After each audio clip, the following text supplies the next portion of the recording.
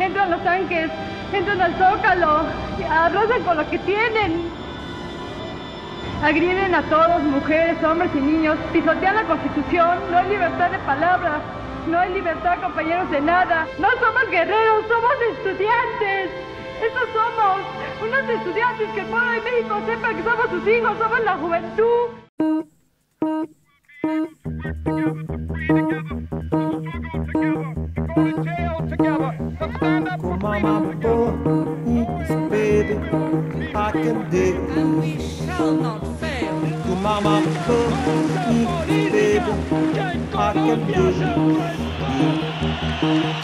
Take pride in the word Ich bin ein Berliner.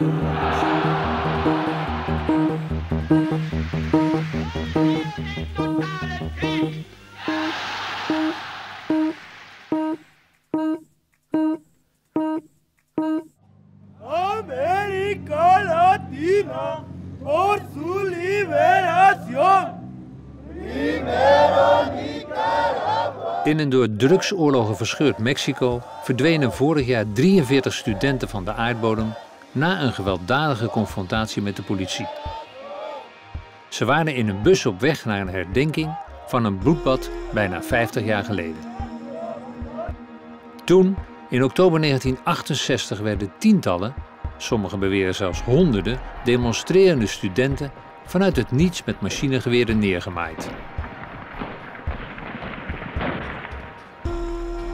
Waarom moesten zij sterven?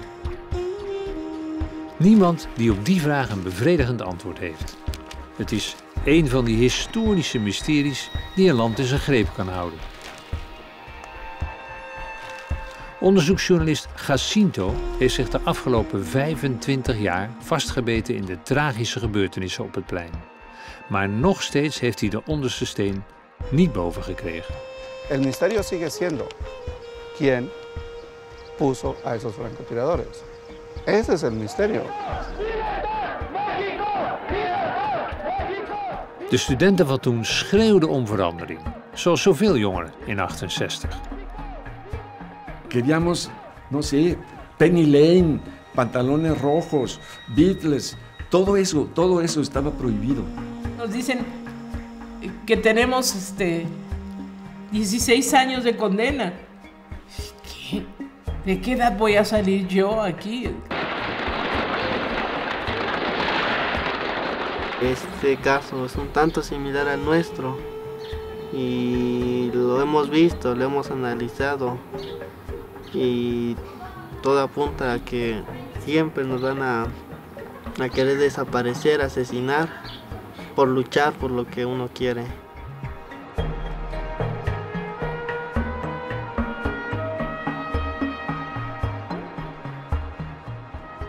Deze geschiedenis begint niet lang voor het bloedbad met een speech van president Gustavo Díaz Ordaz.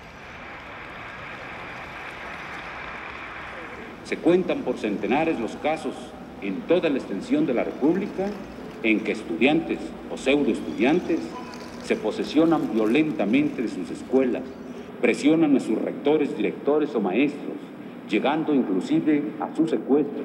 Hemos sido tolerantes hasta excesos criticados, pero todo tiene un límite y no podemos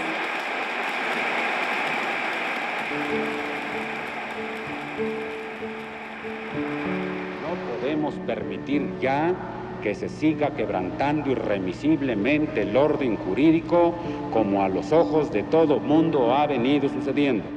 De president spreekt de studenten toe als een strenge vader.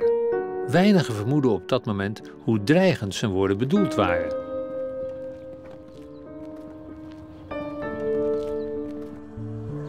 De studenten sloegen de waarschuwingen van de president in de wind en organiseerden toch een grote demonstratie op het Tlatelolco-plein. Hier zou de krachtmeting tussen de studenten en de president tot een tragisch hoogtepunt komen. Esta es la plaza.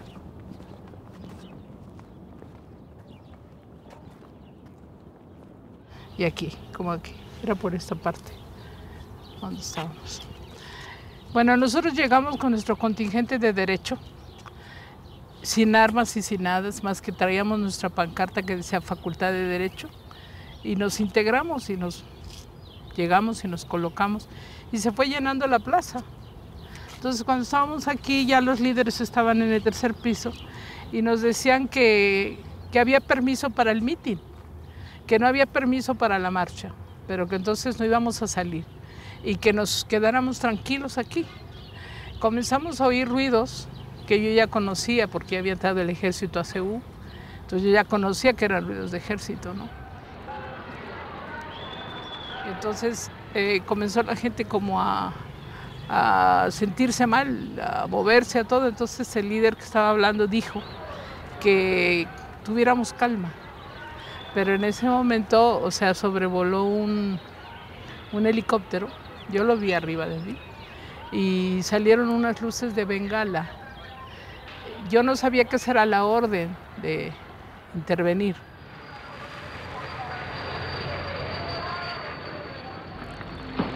Y en ese momento fue que de ahí yo vi que salió la ráfaga.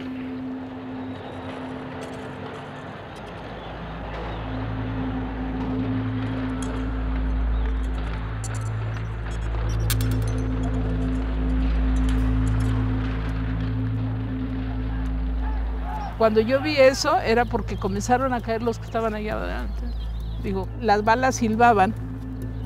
La gente le dio mucho miedo.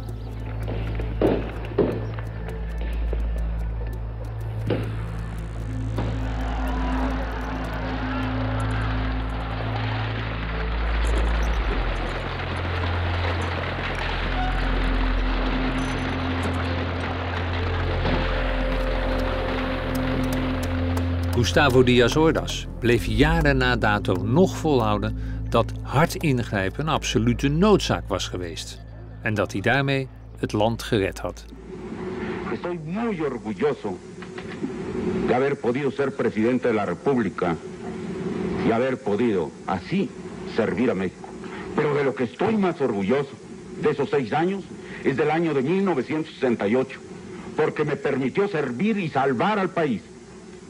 Les guste o no les guste, con algo más que horas de trabajo burocrático, poniéndolo todo, vida, integridad física, horas, peligros, la vida de mi familia, mi honor, el paso de mi nombre a la historia, todo se puso en la balanza.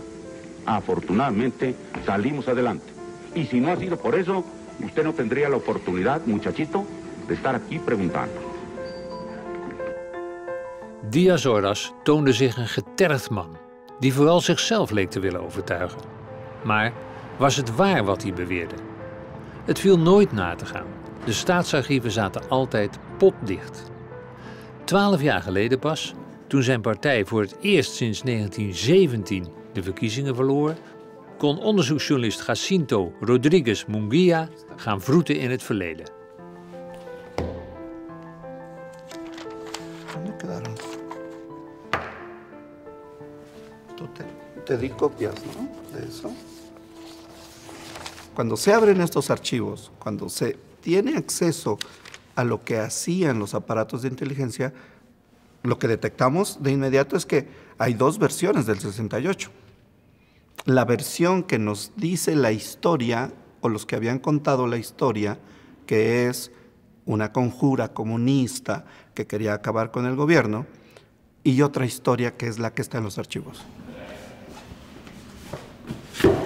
La propaganda política de una democracia no puede y no debe imitar lo del Estado dictatorial, pero aprender muchas cosas de los estados dictatoriales. Fe en sus recursos, persistencia en la acción, rapidez para proceder con los conflictos. Dice, en una democracia, como quedó dicho, se complica eso, es decir, este tipo de actos dictatoriales. Se consigna esta idea. Por la acción de la propaganda política podemos concebir un mundo dominado por una tiranía invisible que adopta la forma de un gobierno democrático. ¿No puedes repetir la última frase porque es increíble? Por la acción de la propaganda política podemos concebir un mundo dominado por una tiranía invisible que adopta la forma de un gobierno democrático. Eso fue México. El 68 es la representación del poder invisible y oculto que siempre está en los gobiernos mexicanos. A un sistema tan fuerte que duró 73 años en su primera temporada. 73 años. Es la envidia de cualquier país, de los países soviéticos o de la época soviética, de los dictadores en cualquier otro lugar. Es el sueño. Un mismo sistema político se mantiene y van familias heredando el poder.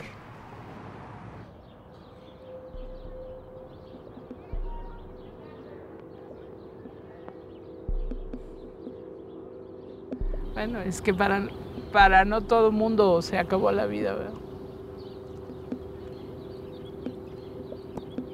Ahora los perritos juegan aquí con sus pelotas.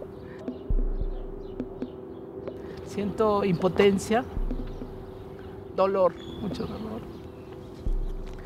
Porque no sabemos cuántos, y haya sido 1 o 2. ¿Por qué matar a la gente? Hay gente que dice que 100, hay gente que más. ¿Y cómo se puede que los familiares completamente de la gente, reprimidos?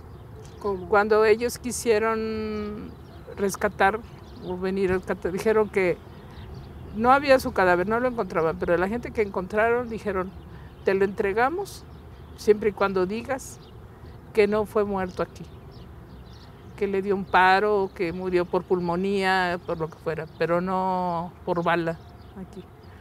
Y entonces si tú te negabas no te lo daban. Y si no te negabas, pues ya sabías que tenías que decir eso. Y cuando decían, no busque más, porque tiene más hijos, se los podemos desaparecer. Sí, la represión fue brutal en ese momento. No se podía hablar nada.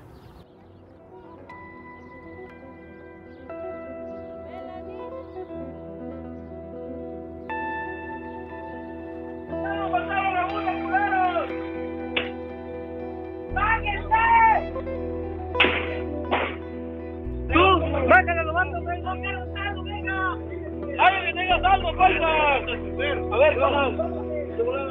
¡Ya mataron a uno! ¡Ya mataron a uno! ¡Háganse! ¡Ya mataron a uno! ¡Hablen a la ambulancia! ¡Hablen a la ambulancia! Naar buiten een democratie, van binnen een onderdrukking die niet misstaat in een dictatuur. De onzichtbare tirannie die Mexico in zijn greep houdt, werd met de verdwijning van 43 studenten in september 2014 zichtbaar voor de hele wereld. Alle aandacht ging ineens naar deze kweekschool, diep in de bergen, waar het leven na die nacht tot stilstand kwam. Nosotros, lo que es la academia de primero, no queremos que empiecen las clases y que tengamos en nuestros salones butacas vacías. En mi grupo nos faltan 11 compañeros, o sea, son prácticamente la mitad o más. ¿Todavía tienes esperanza de encontrarlos vivos? Pues la esperanza siempre la hemos tenido, porque no sé, no creo que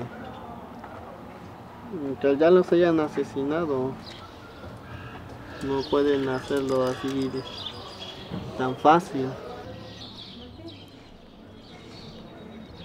Dicen que eran los carteles, Este día solo vimos militares, policías, desde municipal hasta federal. Le están echando la culpa, pero nosotros bien sabemos que los que siempre nos han estado atacando es el mismo gobierno.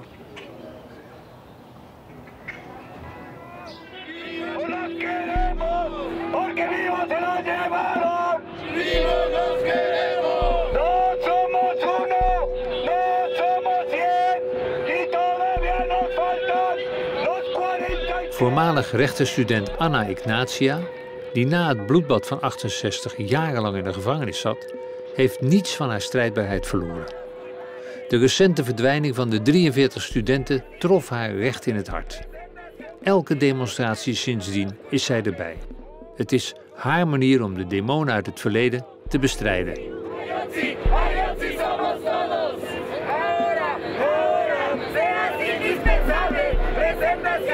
para poder arribar a la huelga nacional.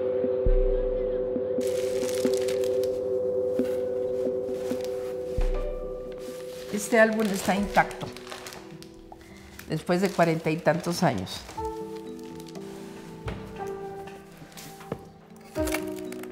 Y así está. Así comienza mi parte, sí. 18 años.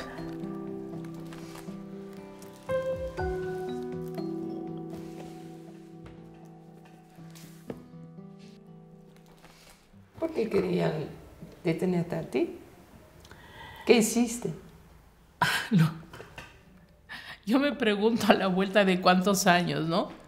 Lo que yo hice es lo que toda chica, joven, mujer, defensora, luchadora haría. Yo no hice ningún acto de violencia. Hablan de terrorismo, pero ¿cuál? Nosotros jamás. O sea, yo no sé manejar armas. Según las fotos parece un internado, pero la realidad es que no era internado. ¿A qué soñabas dentro de la cárcel? ¿Cómo? ¿A qué soñabas? Dentro, ¿Qué eran tus salir, sueños? ser libre y estar con mi familia, pero a la vez seguir en la lucha. ¿A qué soñar? Pues a formar una familia, a tener lo más elemental, una relación que no se podía. Y bueno, lo que sueña una muchacha de 23 años, ¿no? Aquí también se dice mucho eso de, no has escrito un libro, no has tenido un hijo y no has plantado un árbol. Yo no había hecho nada de las tres cosas y quería hacerlas. Hemos sido tolerantes hasta excesos criticados, pero todo tiene un límite y no podemos permitir ya... ¿Cómo era el presidente Díaz Ordaz? Horrible, físicamente. Le decían Chango Díaz Ordaz. Muy bocón, muy era feo. Y los informes que él daba, se expresaba de nosotros de la peor forma. O sea, de nosotros me refiero a los estudiantes, a la gente luchadora, a todo, ¿no? Que éramos hijos de familias desavenidas, de padres borrachos, alcohólicos, drogadictos, éramos lesbianas, homosexuales, éramos lo peor, ¿me explico? Nosotros éramos lo peor. Cuando yo dije, bueno, yo estaba oyéndolo todavía ayer y dije, ¿qué es eso? ¿No? Qué horrible. Entonces era la autoridad total y él no permitía que... Siempre fue reaccionario, ¿no? Pero entonces él no iba a permitir que se le movieran tantito el tapete, ¿no? Como se dice. Y por eso tanta represión. Yo siento que también eso fue, ¿no? Y puede ser que como llevamos las marchas más grandes que han llegado al Zócalo, sin acarreo, aquí el acarreo es que les pagan, ¿no? No, sin acarreo, llenamos el Zócalo. Yo creo que él estando en el palacio dijo, no, esos me van a tirar, realmente, como está la cosa, ¿no? Y pues fue la represión brutal, la verdad, porque yo... Tenía miedo de ustedes. Yo creo que sí. Pero de lo que estoy más orgulloso de esos 6 años es del año de 1968, porque me permitió servir y salvar al país. Hay una consigna referente a este señor, pero pues obviamente no la puedo decir porque dice unas palabras obscenas. Pero dímelo. No. ¿Por qué no? Tiene palabras obscenas porque pues nosotros le gritamos lo que realmente fue. Al menos no frente a una cámara se la diré. Porque si no también voy a quedar como una persona ahora sí que mal educada, y más porque nosotros estamos estudiando para maestros, debemos tener una postura, una educación diferente. Hemos sido tolerantes hasta excesos criticados, pero todo tiene un límite y no podemos podemos permitir ya que se siga quebrantando irremisiblemente el orden jurídico como a los ojos de todo mundo ha venido.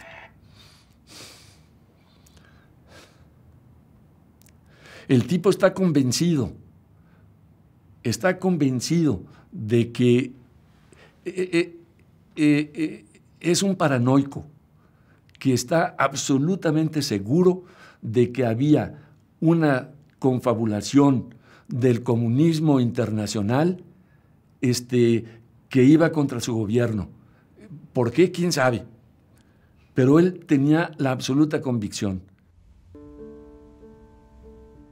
Luis González de Alba, tegenwoordig een bekend schrijver, was in 1968 een van de leiders van de studentenbeweging.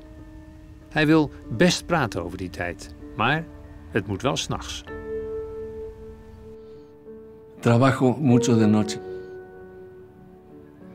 Es cuando estoy más tranquilo, en la noche. Y hay menos llamadas de teléfono, no me habla nada, ningún asunto. Entonces me puedo concentrar bien en la noche. ¿Cómo era esta época de Díaz Ordaz, las normas sociales? ¿Cómo funcionaba México? No se podía hacer nada. Es decir, aquí en Guadalajara no podía traer uno el pelo ni siquiera así de largo. Nada, un poquito.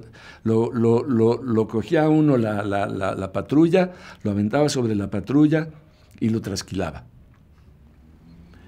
Y eso, no había Comisión de Derechos Humanos, no había dónde ir a protestar, no había nada que decir. En ese mismo discurso del informe presidencial, el presidente Díaz Ordaz dice: habíamos pensado que México era un islote intocado en un mar de conflictos estudiantiles. Pues de lo que estábamos hartos era del islote intocado. Precisamente era lo que no queríamos. A los compañeros de otras facultades pueden pasar por propaganda. En la dirección de la Facultad de Ciencias hay 70,000 volantes, pueden pasar por todas las que quieran. ¿Cómo es que llegaron las niñas bien vestiditas y arregladitas de la democracia cristiana a pedirme botes para salir a botear? Y les digo, ¿botes para salir a botear? Sí, queremos salir. Las muchachas de la democracia cristiana. ¿Qué pasó? ¿Qué había pasado? También estaban hartas, incluidos los jóvenes de derecha. Algo en sus vidas que no podían, algo en sus familias. Ese país cerrado y asfixiante fue lo que desató todo, con unos cuantos pretextos.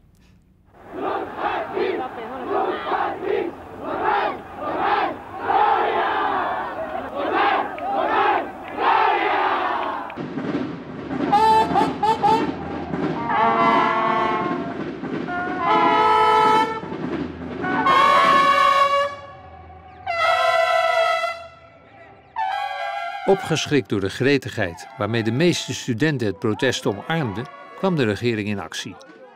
Ze zette zogenaamde porros in.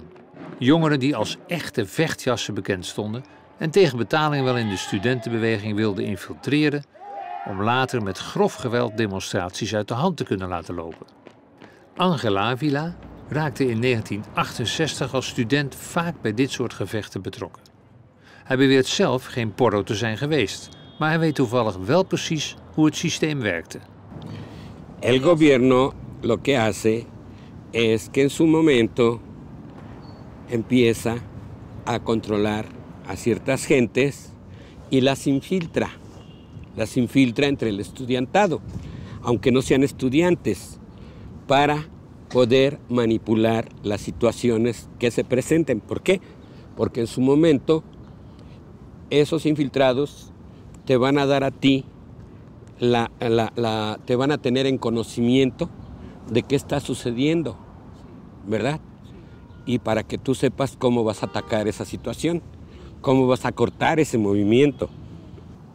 Pues hay gente, como en todos lados, que en un momento la tientan con poder o con dinero. O ya tienen otra perspectiva, otra forma de ver las cosas y dicen, ok, yo puedo sacar esto. ¿Sí?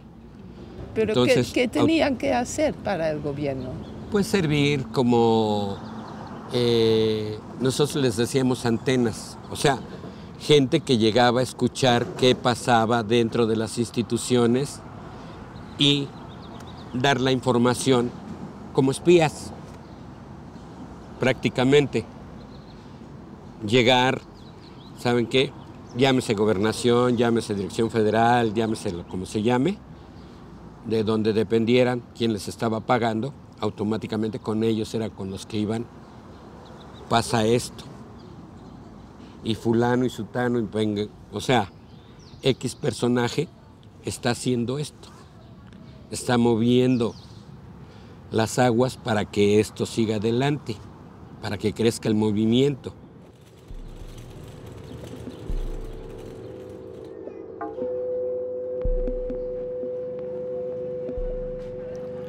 De Mexicaanse inlichtingendiensten hadden overal ogen en oren. Ze waren precies op de hoogte van alles wat de studenten bespraken, wat ze van plan waren. Ze moeten dus ook hebben geweten dat de kans op die communistische revolutie, waar president Díaz Ordaz voor vreesde, uiterst klein was.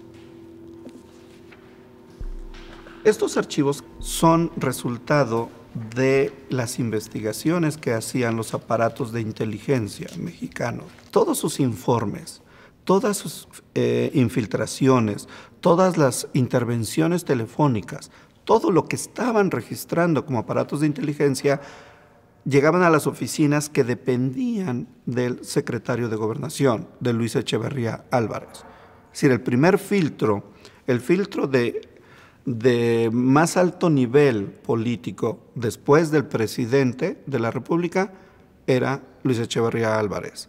Toda la información fluía y corría por las venas del conocimiento de Luis Echeverría Álvarez. Hemos sido tolerantes hasta excesos criticados, pero todo tiene un límite y no podemos. De toespraak van de president schilderde de studenten af als een vijfde kolonne. Wat Gustavo Díaz Ordaz niet wist, was dat zijn woorden gebaseerd waren op valse informatie, die hij kreeg van zijn minister van Binnenlandse Zaken, Luis Echeverría. De president sprak met een mes in zijn rug, daar geplant door zijn tweede man, zijn vertrouweling, en zijn mogelijke opvolger.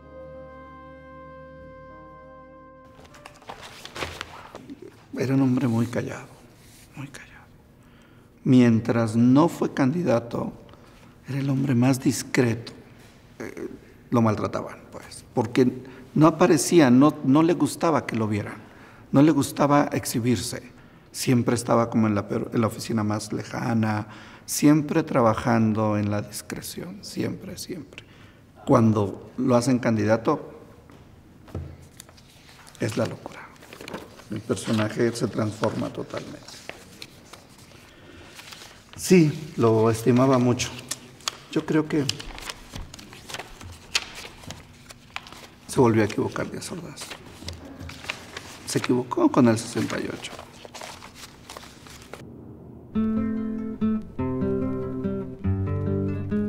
Toch is het wel begrijpelijk dat de president gevoelig was voor de waarschuwingen van zijn minister van Binnenlandse Zaken dat er een revolutie dreigde. Zo ondenkbaar was dat niet. Mexico is nou eenmaal geboren uit een revolutie. En het hart van die revolutie klopte hier in de bergen. In die geest werd deze kweekschool voor dorpsonderwijzers opgericht voor de blijvende verheffing van het boerenvolk. Revolutionair gedachtegoed is hier tot op de dag van vandaag onderdeel van het curriculum. Vivan los estudiantes que rugen como los vientos, cuando les meten al oído sotanazo regimiento, pajarillos libertarios igual que los elementos, caramba y zamba la cosa que vivan los experimentos. ¿Qué significa este retrato por ti? Del Che Guevara.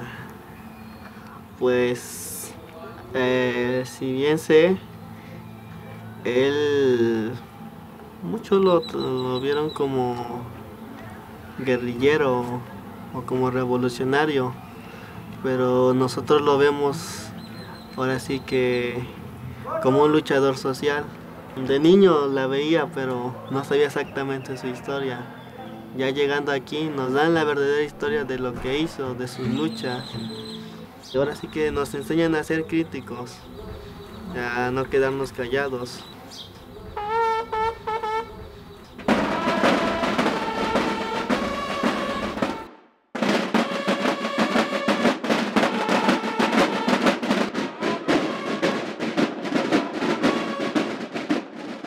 De potentiële dreiging die van deze school uitgaat, heeft de Mexicaanse overheid ertoe gebracht om de geldkraan voor de opleiding dicht te draaien. Maar de jongens hebben zo hun eigen onorthodoxe methodes om de boel draaiende te houden. En wat die methodes zijn, wordt meteen helder als je gaat kijken op de parkeerplaats. Die staat vol met gekaapte Coca-Cola-trucks en luxe tourbussen. Esta escuela es marxista-leninista. No apoyamos al capitalismo. Y la Coca-Cola pues obviamente es una empresa capitalista, es una empresa de nivel mundial.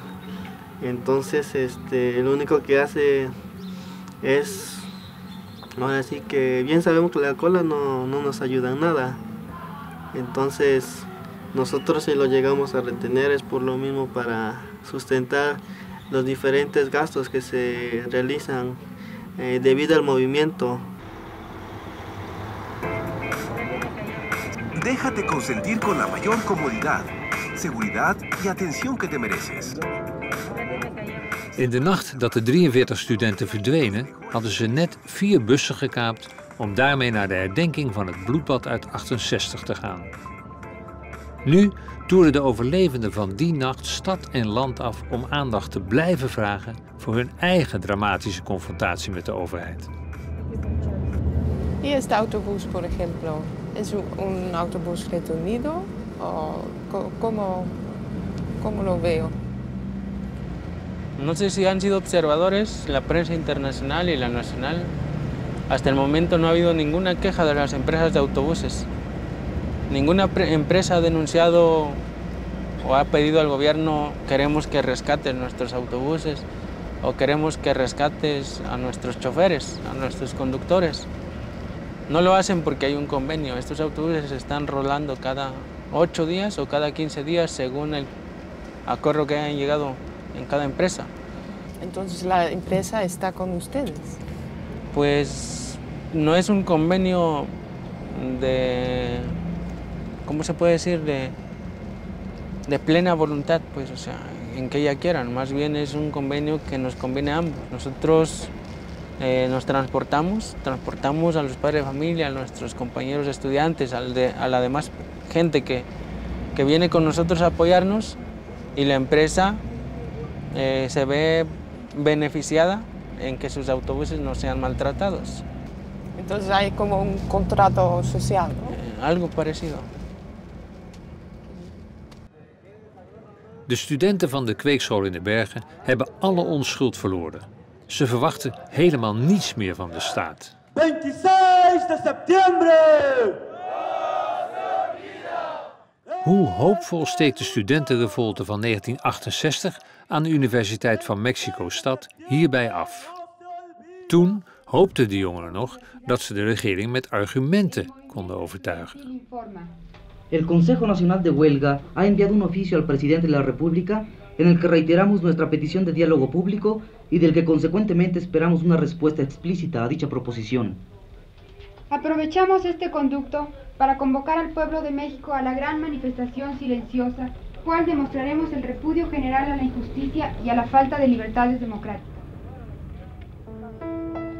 In zijn overtuiging dat een communistische revolutie aanstaande was, weigerde president Gustavo Díaz Ordaz te onderhandelen. Bovendien had hij haast om de stad schoon te vegen. De Olympische Spelen die dat jaar in Mexico werden georganiseerd, stonden voor de deur. Hij wilde maar één ding: de studentenbeweging stoppen. Hij zette het leger in. está el mitin avanzado. Yo sabía que el ejército estaba alrededor, pero siempre había estado. Eso no pasaba nada. Pero luego tengo un aviso de alguien que llega y me dice algo que sí me suena ya muy extraño.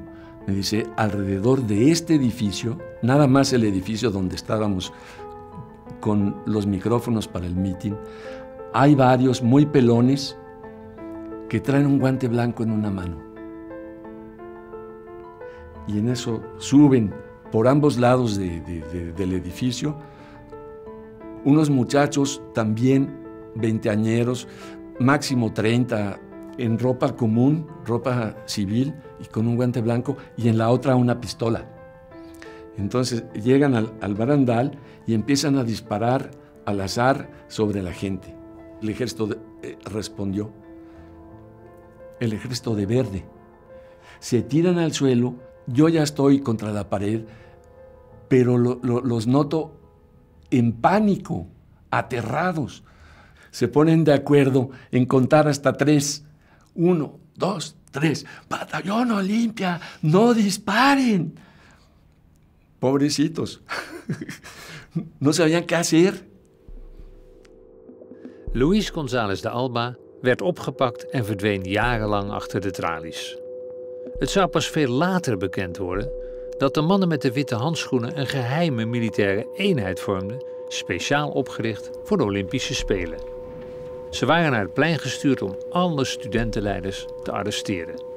Toch bleken zij net zo overrompeld door het vuurgevecht dat losbarstte als de demonstranten zelf. Er was namelijk nog een element in het spel waar helemaal niemand iets van wist. Rondom het plein bleken een 20-tal scherpschutters opgesteld.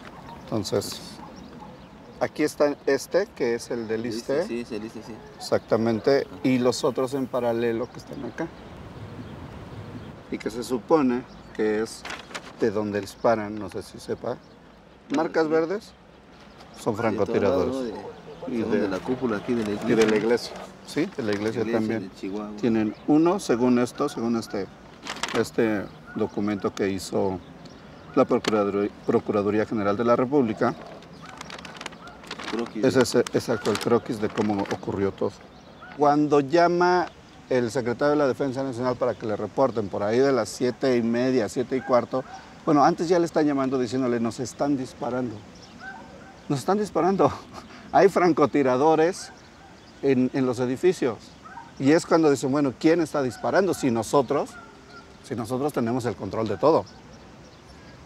La Dirección Federal de Seguridad, todos los elementos los tenían bajo su control. ¿Cómo es que se les meten? A ver, ¿cómo es posible que se metan francotiradores, si quiere, de los estudiantes a una zona donde está controlada por todas los cuerpos policíacos del... Sí, estaba cercado todo, ¿no? Estaba cercado todo. Y es donde se sorprenden de quién nos está disparando. Porque el primer disparo, uno de los primeros disparos, es precisamente a los mandos del ejército. Por eso es que los desconcierta tanto. Y la reacción inmediata es disparar también. Por eso se vuelve un caos.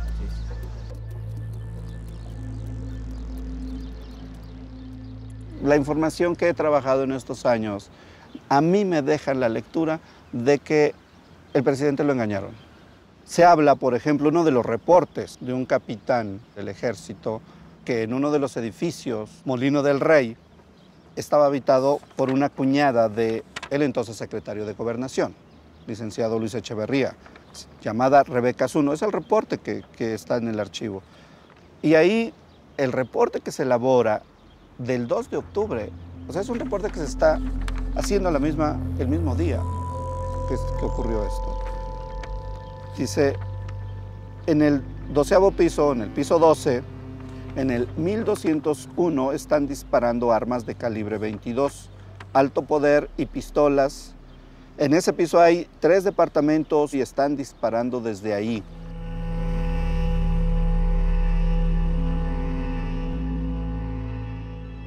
Het rapport werd opgesteld door een sergeant van de presidentiële garde. Hij bevond zich tijdens het vuurgevecht in het penthouse vlak boven de schutters. het penthouse dus, van de schoonzuster van de minister van Binnenlandse Zaken, Luis Echeverría. Het rapport was voor Jacinto de zoveelste aanwijzing dat de vertrouweling van de president een dubbelrol speelde. Het moet ook Echeverría zijn geweest die de conservatieve president het gekmakende idee van een communistisch complot had aangepraat.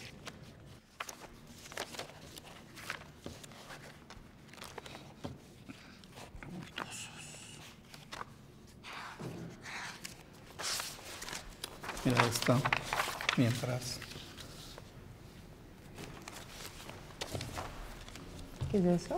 Díaz Ordaz con su papá. Ese es Díaz Ordaz, un hombre respetuoso de la institucionalidad paterna. No fue difícil, no fue nada difícil llevarlo a que fuera asumiendo decisiones duras. Le tocaron en el corazón de lo que más le dolía, la institucionalidad. No les costó mucho trabajo. No era solo el personaje, en este caso Luis Echeverría, sino el grupo de intelectuales y de gente de mucha inteligencia que estaba en torno a él. Sabían por dónde conducir las decisiones de Díaz Ordaz, la dureza de Díaz Ordaz. Llevarlo a un extremo, la toma de decisión de sacar al ejército. Alguien tenía que aparecer. El 2 de octubre, en este golpe histórico, en este golpe de dureza, alguien emerge como el negociador. El gran negociador con un sector particular que se ve afectado por el 68, que es los estudiantes, que son los intelectuales. Echeverría comienza un trabajo de reconciliación tan pronto se consolida su candidatura. Y su reconciliación directa es precisamente con el sector que más se sentía lastimado. Se crean dos personajes, un antes y un después. Echeverría had Díaz Ordaz pootje gelicht door hem als een brute potentaat te laten optreden en daarna zelf te schitteren als de grote vredestichter. Hier was een man die zijn macht niet wilde afdwingen door middel van autoriteit. Nee, hij wilde geliefd zijn, op handen gedragen worden, door iedereen, ook door de studenten. ¿Estabas agradecida por haberte liberado a Echeverría? ¿Cómo vas a agradecerle a una persona que asesinó a tus compañeros, a tus compañeras, que nos metió a una prisión sin deberlo ni temerla? Y yo me propuse, te digo, el 3 de octubre, que yo seguiría pidiendo justicia y denunciando todo lo que nos había pasado. ¿Hasta ahora? Hasta ahora y hasta el último día de mi vida.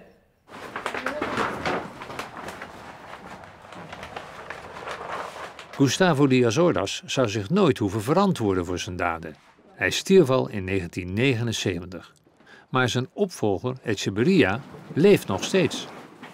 Comité 68, cárcel a Luis Echeverría. Luis Echeverría es el genocida. Queremos la prisión, pues, por sus crímenes, ¿no? Lo que pasa es que ya es un hombre mayor. Y hay una ley en México que dice que después de 70 años ya no se debe de padecer prisión carcelaria. Entonces lo tuvimos preso en su casa, pero le dieron el amparo a las autoridades y anda libre. Nosotros pensamos, decía Raúl, nuestro compañero, que para él andaba prófugo, porque no sabemos dónde está y porque en un momento dado puede volverse a ejecutar la orden.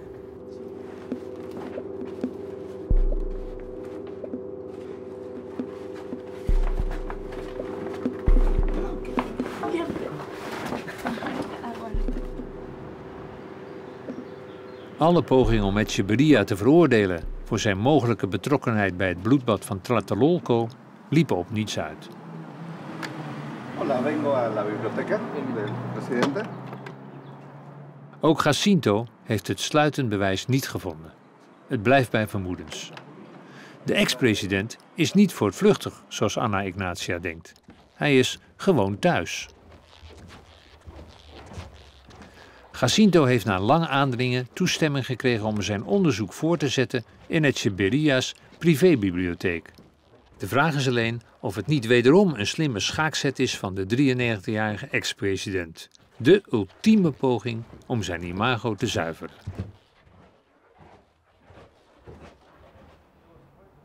Al lado derecho hay unos ventanales. En uno de esos ventanales es donde está y se encuentra, y ahí ve películas y ahí pasa los días el expresidente Luis Echeverría. Esta es parte de su casa, una gran casa.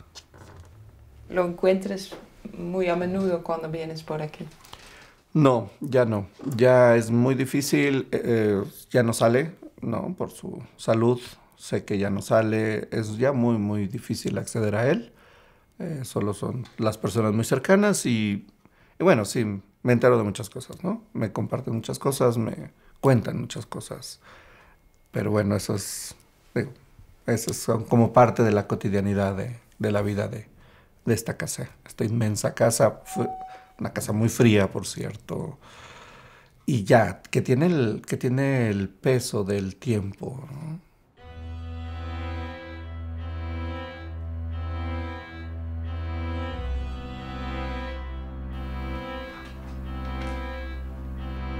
Sí hay secretos del presidente, porque seguramente los hay. O sea, yo no creo en esto de que hay un poder que es bondadoso de pronto, que es generoso. Creo que hay secretos, pero que los tiene él. O sea, me parece que los grandes secretos los tiene él y se los va a llevar él.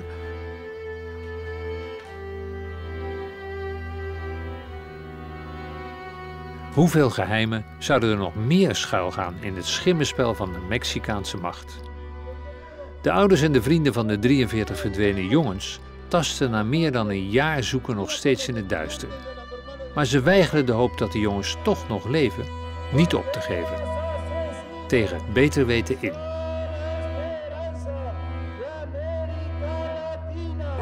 Yo era un ciudadano común que no sabía nada de esta situación. Desafortunadamente, mi hijo Manuel está desaparecido y otros 42 compañeros más.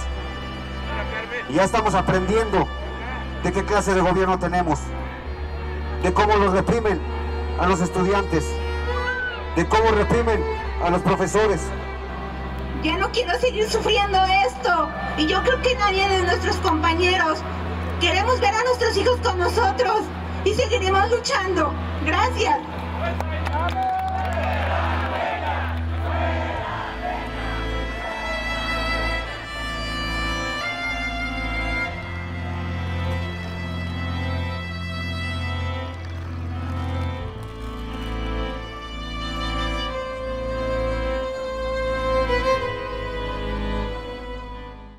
Thank you for watching. For more on this subject, take a look at the playlist. You can also watch this recommended video. Don't forget to subscribe to our channel and we'll keep you updated on our documentaries.